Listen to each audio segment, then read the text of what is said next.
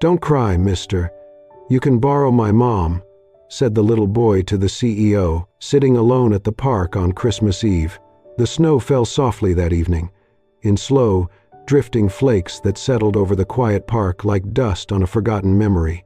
1 week before Christmas, and the city was lit with cheer, window displays blinking red and green, carols piping from distant storefronts. But here, beside the frozen lake where children once skated years ago, everything was still. Callum Reed sat alone on a cold iron bench, his coat buttoned to the top, a gray scarf wound neatly around his neck. The leather gloves on his hands did not stop the cold from seeping in. Beside him on the bench, a paper coffee cup sat untouched. The steam had long since faded. His eyes were bloodshot, though he had not cried. He did not cry anymore. Not since he was 9 and sitting in a group home on Christmas Eve, waiting for someone, anyone, to choose him. No one did. Too small, the social worker had said, not unkindly. Too quiet, so he stopped waiting. And years later, when he had built everything himself, his tech empire, his penthouse apartment, the admiration of an entire industry, he still returned, without meaning to that boy on the bench, waiting. This year, it felt worse. Like the success had grown too big, too loud, and he had grown smaller in its shadow. A laugh echoed distantly across the park. Callum looked up. 2 figures walked slowly along the snow-covered path. A woman in a thick gray wool coat, her blonde hair pulled into a low, simple ponytail, and beside her, a small boy in a puffy jacket, wearing a knit hat with fuzzy bear ears. He clutched a paper bag, its sides crinkled with grease spots and warmth. They stopped near a bench across from Callum's. The woman bent down, pulling out wrapped cookies and handing them gently to a man hunched beneath a threadbare blanket. She smiled, said something quiet. Then the two moved on. Callum looked down at the box again. Still unopened, still meaningless. "Mommy." He looked sad. The boy's voice was soft, curious. Callum glanced up and saw the boy looking at him, his gloved hand tugging at his mother's coat. She followed his gaze and immediately looked unsure. She whispered something to him and tried to gently guide him away, but the boy broke free. He walked up to Callum, small boots crunching in the snow, and tilted his head slightly as he peered up. "Don't cry, mister," he said. "You can borrow my mom." The words hit Callum like a gust of wind straight to the chest. Unexpected, pure, impossible to brace for. He stared, speechless. He had no words. He did not remember the last time anyone had spoken to him like that. Not from pity, not from performance, just noticing. The woman hurried forward, cheeks flushed. "I am so sorry, he's very friendly." But she did not pull the boy away. Instead, she reached into the bag, pulled out a cookie wrapped in wax paper, and held it out with a hesitant smile. "Merry Christmas," she said. "It's probably sweeter than necessary." Like Jamie, Callum looked at her, really looked. Her eyes were tired but kind. Her hands, slightly red from the cold, held the cookie like it was something worth offering. Her voice had no pity in it, no awkward apology, just warmth.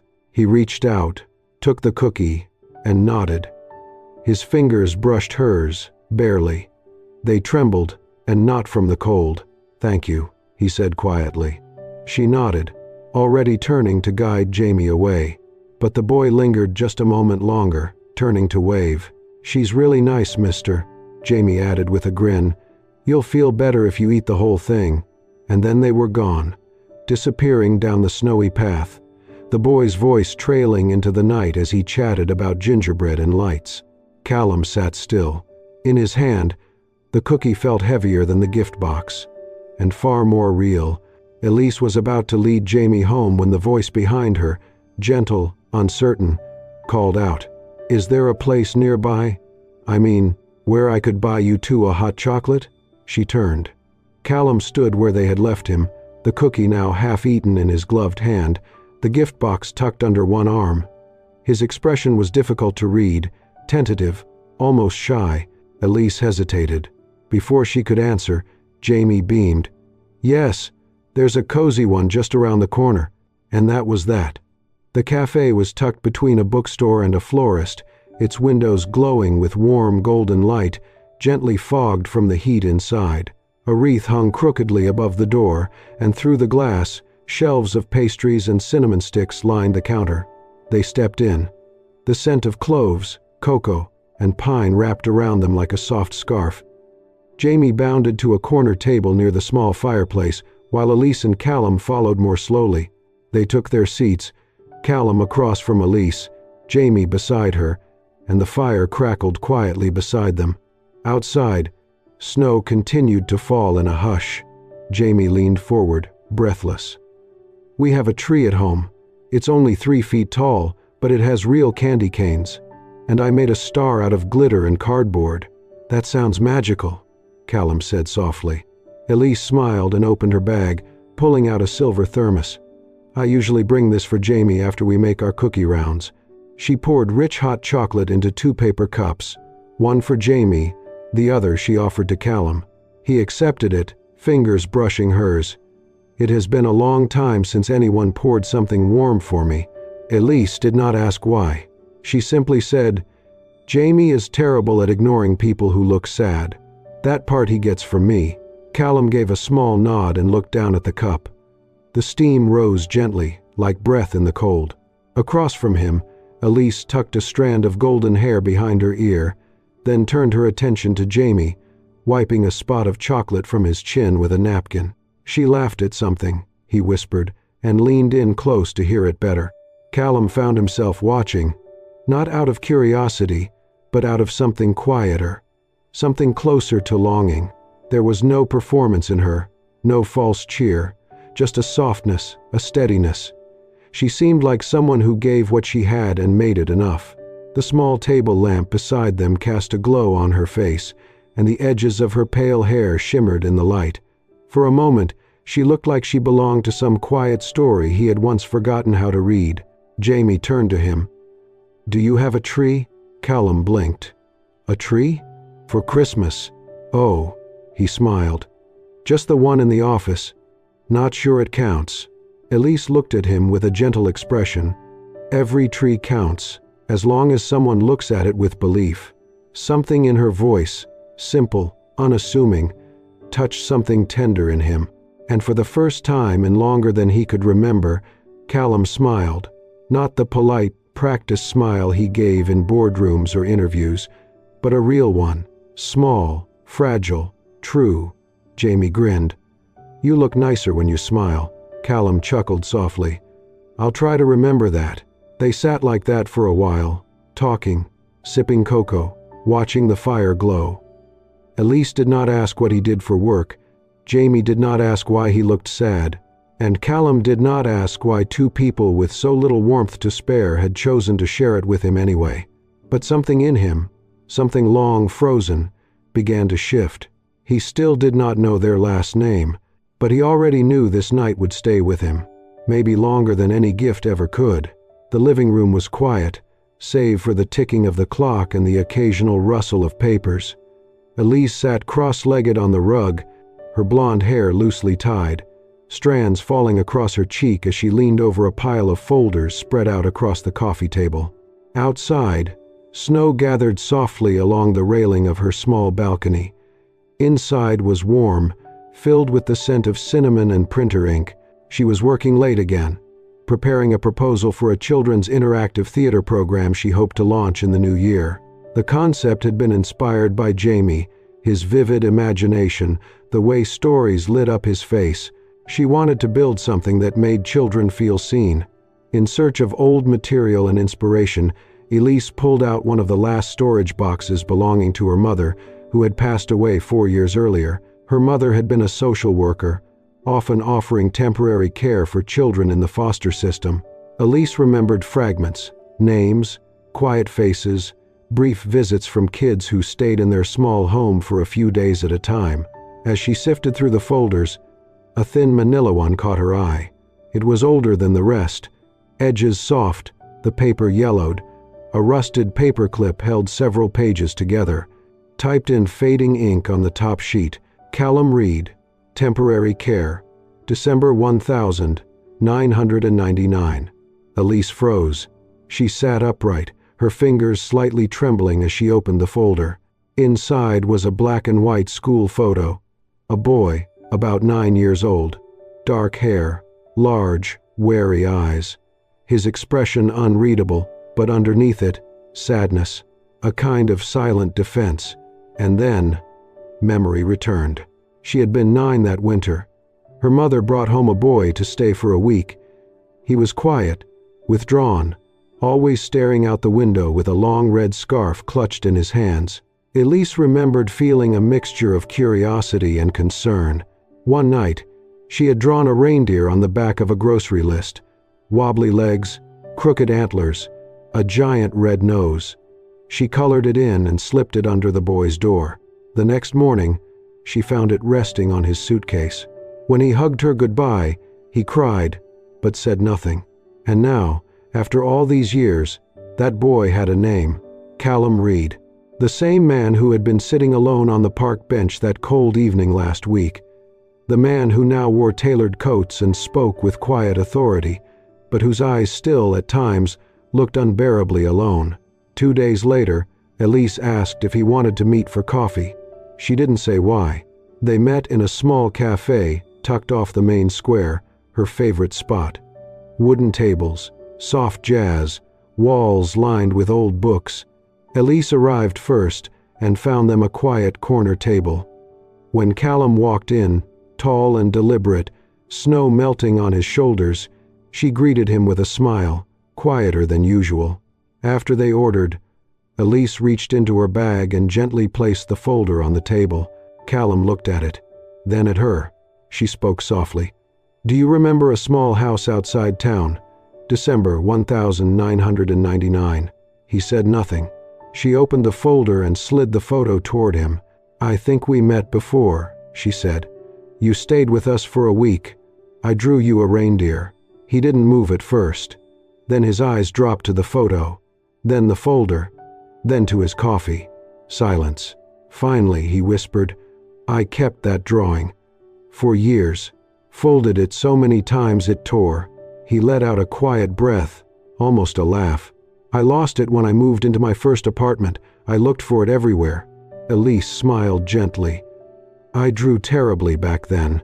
"No," he said, his voice catching. "It was the only thing that made me feel like I wasn't invisible." He looked up at her, the careful mask gone. "You told me I deserved a Christmas. I never forgot that." She nodded. "You did. You still do." The spoon in his hand tapped once, then stilled. No dramatic tears, no sweeping gesture, just a stillness, deep and quiet. And for the first time, Callum looked at Elise not as a kind stranger, or the woman with cocoa and calm in her voice, but as someone who, unknowingly, had once saved a small part of him, and had just given it back. The soft buzz of the theater still echoed in Elise's ears. The trial run of the children's play had just wrapped, and for the first time in weeks, she allowed herself to exhale. Parents clapped, children giggled, volunteers beamed with pride. Elise had stood at the edge of the stage, her blonde ponytail loose from the rush of the day, her gray cardigan dusted with glitter from a stray prop. Tired, but glowing. It had worked. Months of quiet labor. Late nights stitching together scenes between Jamie's bedtime stories. Every line of the script had been rooted in kindness, in wonder, what she used to dream about as a child. The cast had been made up of local kids, some from shelters, some with speech delays, others just overlooked. But they had sung, they had danced, they had shown. Elise smiled all the way home, until the next morning. She saw the post before she finished her tea. An anonymous blog article had begun to circulate online. Accusations, comparisons, screenshots.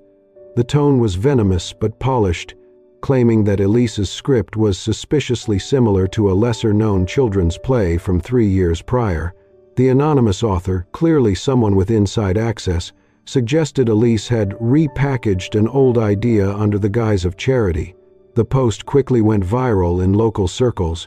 It was all smoke and mirrors, cherry-picked lines, side-by-side graphics, out-of-context photos, but it stirred doubt. By afternoon, the play's main sponsor announced they were freezing funding, pending a full review. A few collaborators grew distant. One dropped out.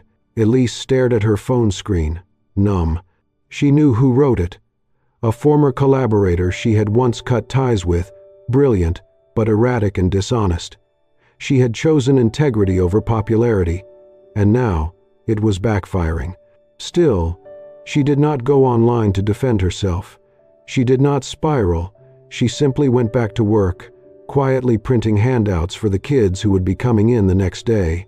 Her fingers trembled a little as she stapled the corners. Meanwhile, in a quieter room across the city, Jamie sat cross-legged in Callum's office. He had come by after school with a holiday card he made himself, complete with glitter glue explosions.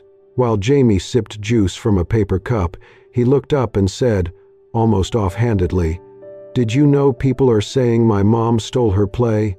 But she would never steal. She even told me not to take crayons home from school if they're not mine." Callum froze. "Where did you hear that?" he asked, too calm. "Some kids at school saw it on their parents' phones," Jamie replied, biting his straw. "But I told them they're wrong." That was all Callum needed to hear. He said nothing more to Jamie, just gave him a half smile and a second cookie. That night, he called in his legal team. Within 24 hours, a formal statement was issued by Reed and Holt Legal Affairs. The document, professionally worded and thorough, included proof of Elise's original drafts, time-stamped, witnessed, submitted. It laid out a digital trail of her project's development, including planning documents and communication with educators. The anonymous post's author? Unmasked. A cease and desist was filed. A lawsuit followed. The response rippled fast. The sponsor emailed Elise the next morning. Their tone was apologetic, regretful even.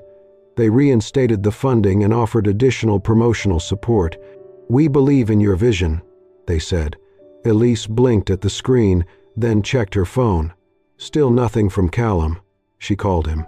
When he picked up, his voice was as calm as ever. "Elise, you did something, didn't you?" she asked softly. "I did what anyone should," he replied.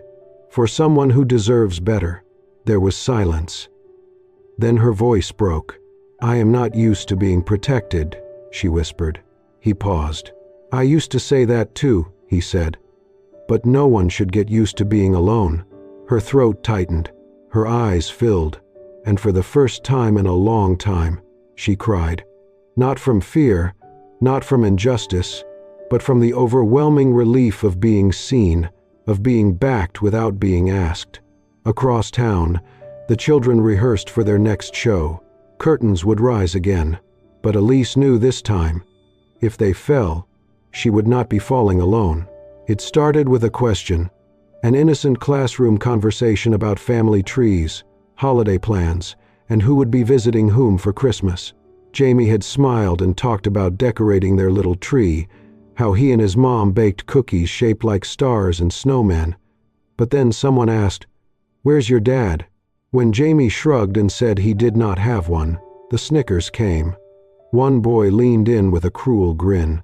"So your mom just made you up?" Another chimed in, "Maybe your dad saw you and ran away."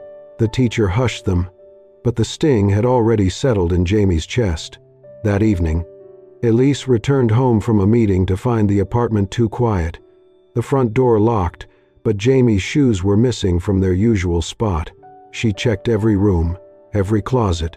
Then her voice rose in panic. "Jamie?" No answer. She ran downstairs, asked neighbors, called his friend's parents. No one had seen him. Her hands shook as she dialed the police, heart thudding in her throat. Tears came, fast and hot. Without thinking, she called Callum. He answered on the first ring. "Elise? Jamie's gone," she gasped. I don't know where. He's not here." Within minutes, Callum was in his car. He did not ask what Jamie wore or how long he had been gone. He knew. "I think I know where he went," he said. The snow was falling gently now, like it had that night. The park was empty. blanketed in white, the lake frozen over once more, and there, at the same bench where it all began, sat a small figure, bundled in a coat far too thin for the cold. Jamie was curled up, his little knees pulled to his chest, his wool hat slipping over one eye. His mittens were wet, his cheeks red, and his breath came out in soft clouds. Callum approached slowly. "Hey, buddy." Jamie looked up. His lower lip trembled. "I'm sorry," he whispered. Callum sat beside him. "Why did you come here?" Jamie glanced at the bench, then at the empty space beside it. "I wanted to see if someone still waited here." "You did." His voice cracked. "You were crying that day, and I thought maybe, if I waited here too, someone would come." Callum's throat tightened. He remembered being Jamie's age, sitting outside in the cold, watching other children get picked up, wondering what made him less worth coming for. The ache of that waiting never really left. He reached out and pulled Jamie into his arms, wrapping his coat around him, holding him close. "I'm here," he said, voice thick, "and your mom's looking everywhere for you. Let's go home, yeah?" Jamie buried his face into Callum's chest and nodded. "I didn't mean to make her cry. I just wanted to understand." Back at Elise's apartment, the door burst open before they even knocked. Elise dropped to her knees, arms out, face streaked with tears. Jamie ran to her. "I'm sorry, Mommy." She held him tight, hands trembling as she kissed his forehead again and again. "You're safe. That's all that matters." Callum stood at the doorway, watching them, the weight of his own past pressing against his chest. But for the first time, it felt like that past had somewhere to land, somewhere to soften. Jamie peeked up at him. "Callum?" "Yeah?" "You came for me." Callum crouched beside him. "Always." That night, the snow kept falling. But inside, warmth returned, not just in blankets and cocoa, but in something deeper. For Callum, who once waited in vain, and Jamie, who once thought he had no one to call, the bench in the snow had come full circle, and in the quiet glow of the Christmas lights, something like healing began to bloom. The apartment smelled faintly of cinnamon and oranges. Elise had just finished heating up a pot of cider, and Jamie was carefully unraveling a tangled strand of tinsel on the floor, tongue poking out in focus.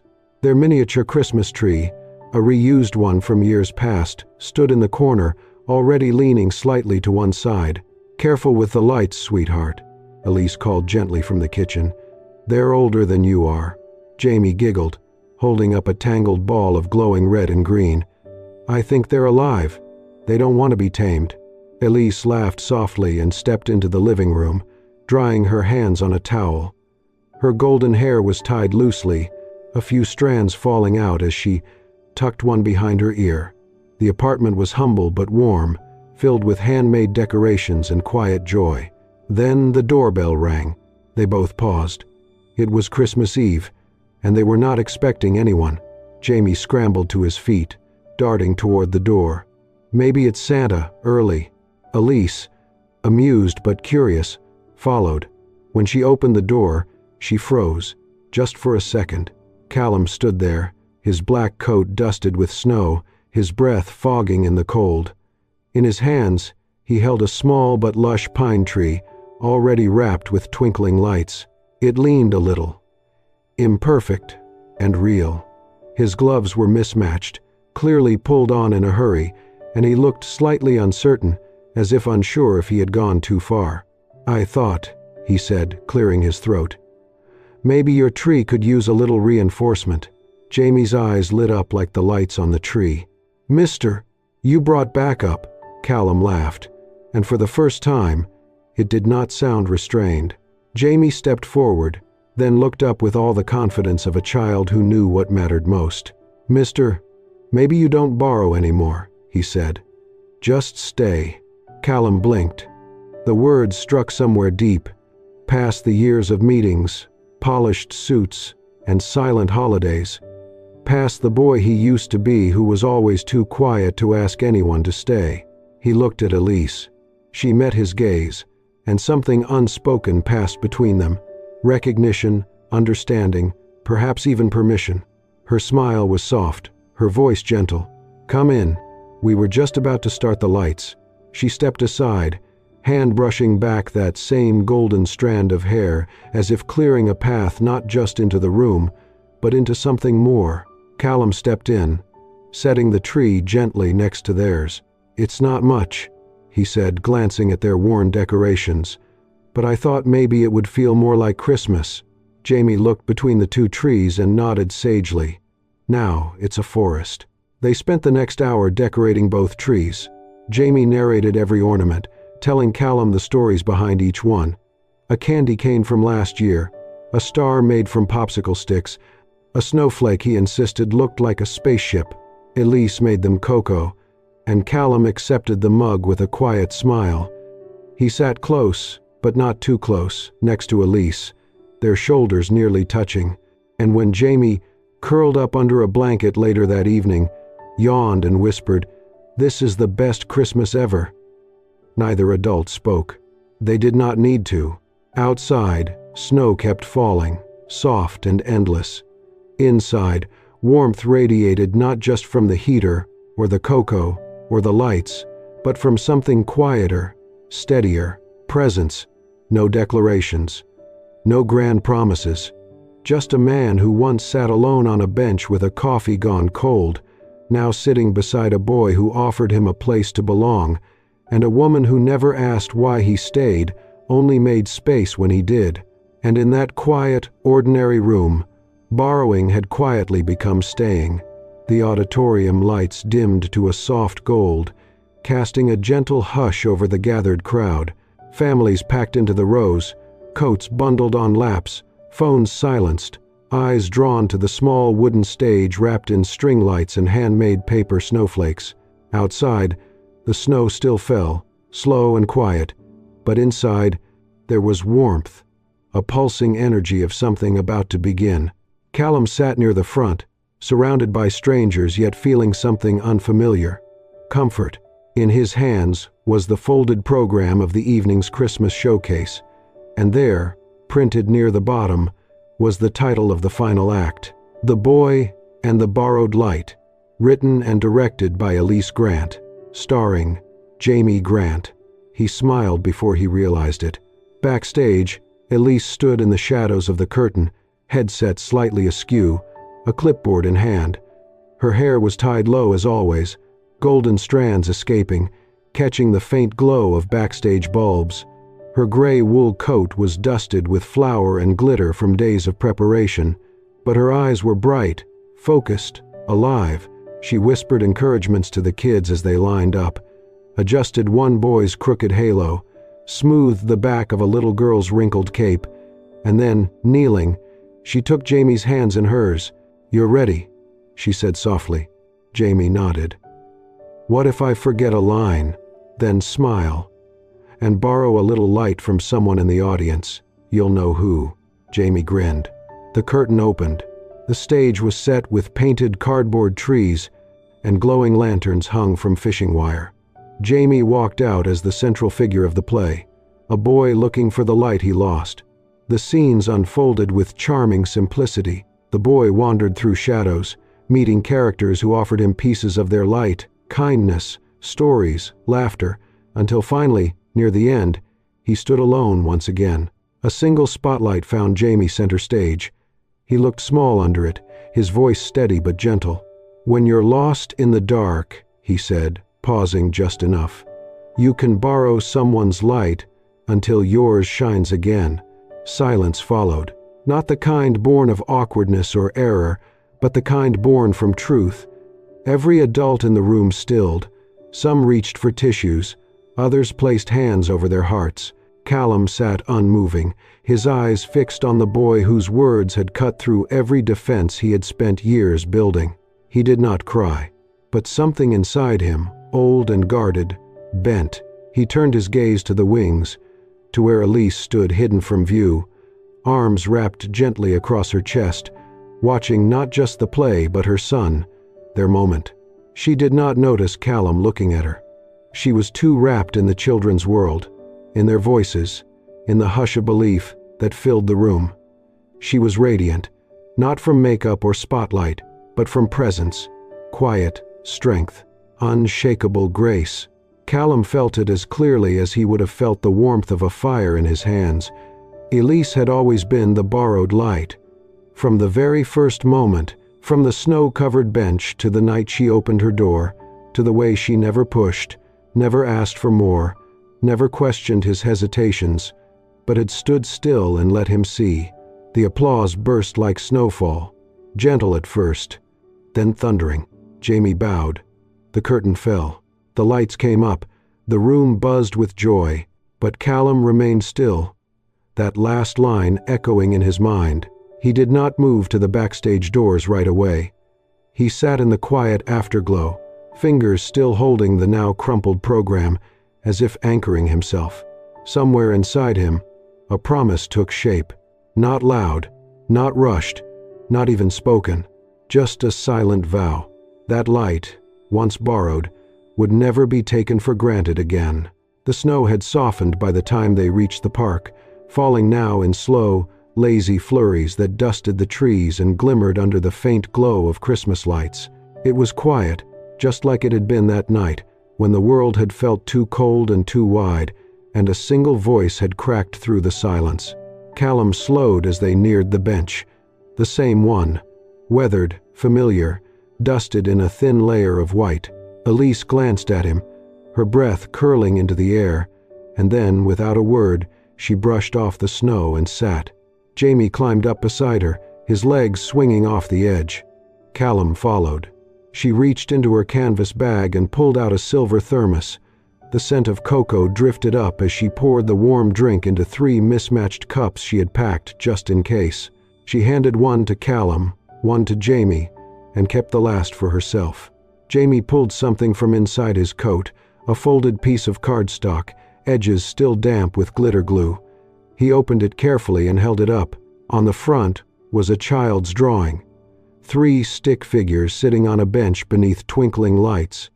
One tall figure in a long coat with sad eyes, a woman with golden hair offering a cookie, and a little boy in a bear hat, smiling wide.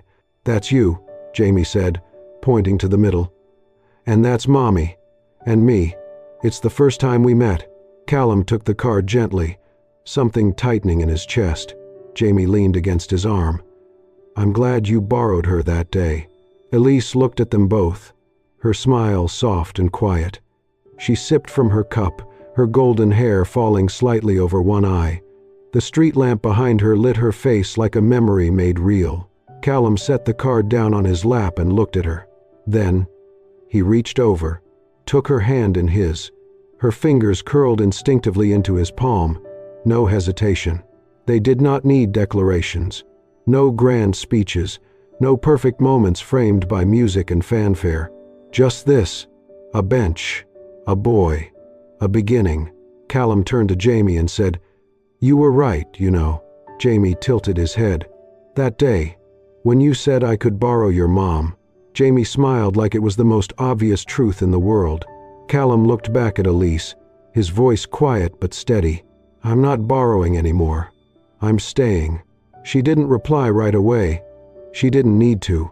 She only smiled, leaned her head against his shoulder, and let the warmth between them fill the quiet space where loneliness used to live. And under the soft snow and string lights, with cocoa warming their hands and history behind them, they sat, a man who had once waited on a bench and found nothing, a woman who gave without asking for anything in return, and a little boy who had seen sadness and offered hope. Together, not perfect, but whole. Thank you for listening to Don't Cry, Mister. You Can Borrow My Mom. A quiet, healing journey that began with a child's innocent offer and unfolded into an imperfect but complete little family. If this story touched something in your heart,